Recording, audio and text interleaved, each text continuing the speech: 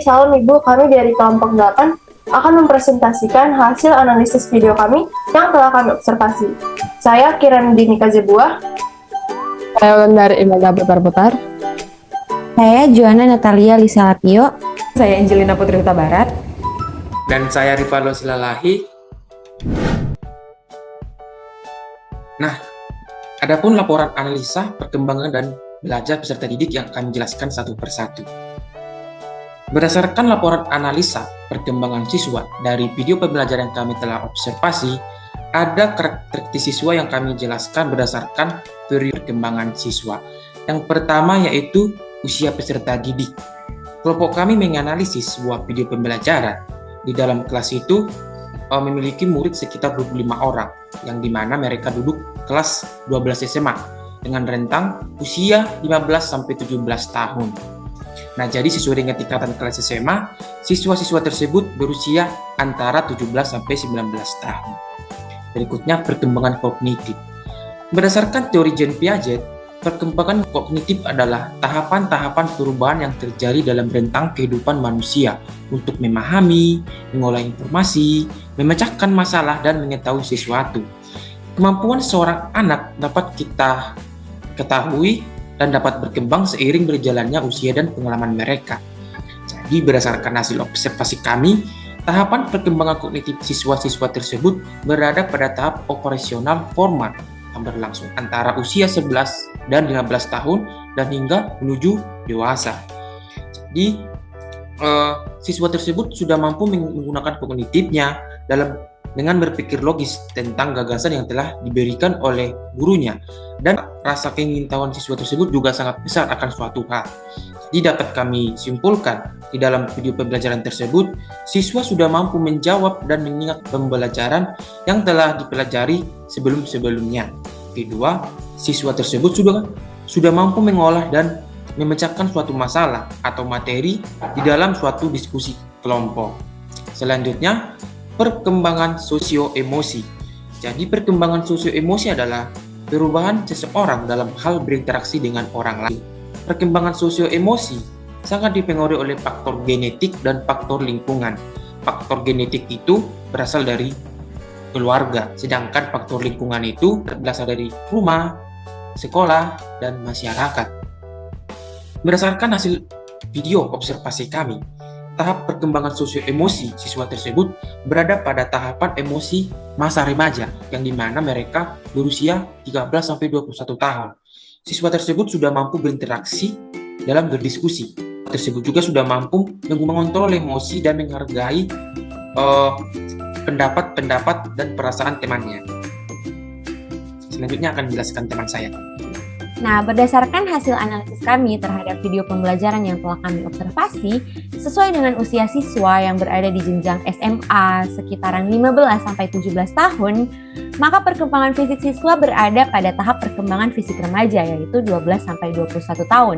Hal ini terlihat dalam video pembelajaran yang telah kami observasi, di mana para siswa mengalami perubahan fisik seperti tinggi dan berat badan, perubahan bentuk tubuh yang tentunya berbeda dari masa kanak-kanak mereka. Kemudian dapat dilihat juga di mana para siswa memiliki usaha untuk mencapai kemandirian dan menemukan identitas. Jadi para siswa yang melakukan proyek dalam pembuatan tape seperti hasil analisis kami dari video tersebut menunjukkan bahwa perkembangan fisik yang sangat signifikan jika dibandingkan dengan masa kanak-kanak dari para siswa tersebut. Kemudian, berdasarkan hasil analisis dan observasi kami dari video pembelajaran tersebut, kami menemukan bahwa perkembangan moral para siswa berada di tahap kontrak sosial orientasi legalistik di tahapan pasca konvensional. Pada tahapan ini, individu memiliki prinsip bahwa individu harus dihormati dan dihargai tanpa dibedakan. Sikap dan perilaku diimbangi dengan prinsip-prinsip pribadi dengan nilai-nilai budaya. Nah, hal ini sangat sesuai dengan perkembangan moral dari para siswa tersebut, karena di dalam video tersebut para siswa tidak hanya menghormati guru sebagai yang berotoritas di dalam kelas dan juga sebagai yang lebih tua dari para siswa, tetapi para siswa juga menghormati teman sebayanya, teman sekelasnya yang sedang melakukan presentasi ataupun ketika memberikan pendapat. Nah, sekarang kita masuk dalam perkembangan spiritual siswa yang berada dalam tahap reflective phase atau dewasa muda. Nah, dari hasil analisis video yang telah kami observasi itu tidak menunjukkan secara signifikan perkembangan spiritual mereka, karena dalam kelas tersebut mayoritasnya itu memeluk agama Islam. Dan fokus dalam video itu mengenai tahapan-tahapan project based learning, sehingga kami di sini kesulitan bagaimana melihat perkembangan spiritual siswa tersebut. Namun, menurut pendapat kami, siswa tersebut berada dalam tahap reflective phase atau dewasa muda karena ditandai dengan pemikiran religius dan berada dalam sifat individual, yang artinya menetapkan identitasnya sendiri dan reflektif. Nah, kita masuk dalam situasi belajar mengajar. Nah, kelompok kami menganalisis sebuah video dengan jumlah muridnya itu sekitar 25 orang yang duduk di bangku kelas 12 SMA. Nah, mereka itu sedang mengikuti pembelajaran biologi dengan topik pembelajaran penerapan bioteknologi konvensional dengan membuat suatu produk nyata dalam kelompok dengan memanfaatkan organisme melalui proses fermentasi. Nah, topik kali ini cukup berat, sehingga dalam pengerjaan tugas, guru menggunakan model pembelajaran project based learning agar semua murid berperan aktif menyampaikan ide dan pendapatnya dalam kelompok untuk menghasilkan suatu produk baru sesuai dengan arahan dari guru mata pembelajaran. Nah, pembelajaran kali ini efektif karena dilakukan dengan tatap muka sehingga para murid bisa berdiskusi langsung dengan teman sekelompok dan bertanya atau konsultasi kepada guru ketika sedang mengalami kesulitan. Nah, pertemuannya itu dilakukan dengan 2 kali pertemuan dalam seminggu. Nah, jadi dalam proses situasi belajar ini sangat efektif karena guru dan siswa itu dapat berperan aktif sehingga siswa langsung bisa berdiskusi langsung dengan teman-teman dan guru. Nah, kemudian kita masuk ke dalam pokok bahasan yang ada dalam video yang kami observasi. Nah, jadi dari video yang kami observasi ini, topik besarnya itu yakni mengenai pemanfaatan bioteknologi konvensional. Artinya apa? Artinya kalau biasanya bahan baku pembuatan tape itu melalui ubi kayu, di sini mereka mengganti bahan utamanya, yakni dari ubi kayu menjadi pisang. Nah, prosesnya dengan memanfaatkan mikroorganisme serta melalui tahapan-tahapan yang dilakukan beberapa hari hingga menghasilkan produk tape itu sendiri. Tapi bahan bakunya sudah diganti karena melalui fermentasi dan dilakukan di dalam kelompok. Kemudian, adakah kontroversi yang penting yang muncul pada mata pelajaran ini dengan pandangan kekristenan?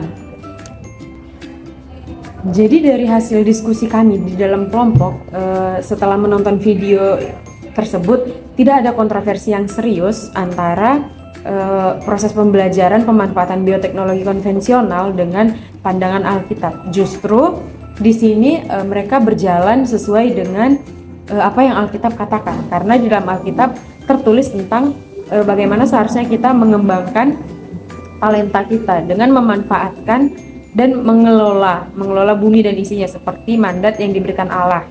Nah, jadi dari video ini justru mereka sudah berhasil menerapkannya karena mereka memanfaatkan mikroorganisme yang ada untuk menghasilkan suatu produk nyata yang bisa digunakan, yang bisa dimanfaatkan dan bisa dimakan. Model pembelajaran ini mengharuskan siswa untuk mengidentifikasi permasalahan, mengumpulkan data, dan menganalisis data karena mereka akan dihadapkan pada masalah dalam proses pembelajaran, baik itu permasalahan yang kecil ataupun permasalahan besar. Nah, di sini siswa itu dituntut untuk mencari tahu sendiri dan menyelesaikan sendiri masalah yang ada dalam kerjasama dalam tim tersebut. Oke, kita masuk ke karakteristik guru. Yang pertama itu kompeten, di mana guru sangat mendalami peran dalam mengajar. Nah, dilihat dari dalam video observasi yang sudah kami analisis, terlihat bahwa guru itu sangat-sangat menguasai jalannya pembelajaran, mulai dari penguasaan kelas, cara mengajar, dan juga cara mendidik peserta didik tersebut supaya apa yang diberikan itu nggak hanya materi saja, tetapi betul-betul menjelaskan secara mendalam kepada para siswanya. Nah, kompeten guru ini bisa menjadi teladan dalam pembelajaran karena membawa perilaku positif bagi kelas tersebut. Lalu yang kedua itu di mana pembelajaran project-based learning, yaitu pembelajaran yang berpusat pada siswa. Di sini tuh guru memberikan pengajaran yang hanya berfokus pada dirinya saja, tetapi difokuskan kepada siswa supaya siswa itu bisa lebih mandiri dalam mengeksplor dan menyelesaikan berbagai masalah baik dalam individu maupun dalam kelompok tersebut. Strategi pembelajaran ini sangat efektif dilakukan dalam kelas karena satu sisi bukan hanya guru yang bisa memberikan materi secara positif, tetapi siswanya juga mendapatkan dampak positif dari pembelajaran yang telah disampaikan oleh guru di dalam kelas. Oke, kita masuk ke karakteristik guru. Yang pertama, kompeten. Guru sangat mendalami peran dalam mengajar. Nah, di dalam video itu kita melihat bahwa guru itu bukan hanya mengajar secara teori dan materi saja, tetapi guru itu memberikan berbagai contoh dan berbagai motivasi kepada siswa supaya siswanya itu mengerti apa yang dipelajari dalam kelas tersebut. Nah, guru juga bisa menjadi teladan dan role play dalam kelas karena membawa perilaku positif bagi siswanya. Guru menolong siswa dalam pembelajaran, baik dalam kelompok kecil ataupun di dalam proyek yang dilakukan di dalam kelas tersebut. Lalu kepribadian guru juga sangat ramah yang dapat membawa perilaku positif dalam kelas tersebut. Mulai dari cara menyapa, cara mengajar, dan juga guru itu terlibat langsung dalam project based learning yang dilakukan siswa di dalam laboratorium tersebut. Nah, ketika siswa melakukan suatu proyek, guru itu nggak hanya diam saja, tetapi guru itu sesekali bertanya kepada siswa tentang kendala atau bantuan yang harus diberikan guru. Nah, di sini dapat kita lihat bahwa guru-guru itu memang sangat-sangat melakukan pendekatan kepada siswa tersebut supaya siswa tersebut juga merasa terbantu di dalam proses pembelajaran. Nah, di dalam video itu juga terlihat bahwa guru itu mengapresiasi dan memotivasi siswa sehingga siswa itu merasa apa yang dilakukannya itu nggak sia-sia begitu saja, tetapi guru itu selalu menghargai apa yang mereka kerjakan. Nah, kita masuk pada bagian terakhir yaitu rekomendasi. Nah, berdasarkan hasil analisis dan observasi di kelompok kami terhadap video tersebut, secara keseluruhan proses pembelajaran di kelas sudah sangat baik. Guru menggunakan pendekatan student center sehingga siswa lebih aktif dan mandiri dalam pembelajaran. Guru juga dalam mengajar telah mencakup cara mengajar auditori melalui penjelasan materi secara langsung dan juga cara mengajar kinestetik melalui pengerjaan proyek yang mengharuskan siswa untuk turun langsung ke lapangan. Maka dari itu, rekomendasi kami adalah guru mungkin bisa menambahkan cara mengajar visual, misalnya dengan menggunakan PPT sebagai media pembelajaran dan juga menampilkan contoh video yang menunjang pembelajaran, sehingga bagi siswa yang memiliki cara belajar visual dapat terbantu juga melalui kelas tersebut. Nah, selebihnya kelas tersebut sudah sangat baik, apalagi guru menggunakan metode pembelajaran project-based learning yang membuat siswa tidak hanya berkembang secara kognitifnya, secara pemikirannya, tetapi juga afektif dan psikomotor karena siswa harus melakukan suatu proyek untuk menyelesaikan tahapan-tahapan project-based learning. Untuk manajemen kelas, strategi, metode, dan pendekatan pembelajaran yang dilakukan guru tersebut sudah sangat baik sehingga hal ini sangat memotivasi kelompok kami sebagai calon guru ke depannya untuk dapat menerapkan hal tersebut di kelas kami nanti. Untuk itu yang menjadi rekomendasi kami hanya mungkin cara guru bisa menambahkan cara mengajar secara visual karena dari video tersebut kami tidak melihat guru menggunakan PPT ataupun video pembelajaran tetapi hanya fokus di cara mengajar auditori dan juga kinestetik. Demikian hasil dari observasi dan analisis yang kami lakukan terhadap video pembelajaran dengan tema pemanfaatan bioteknologi konvensional. Apabila ada kesalahan dan kekurangan, kami memohon maaf. Terima kasih. Shalom.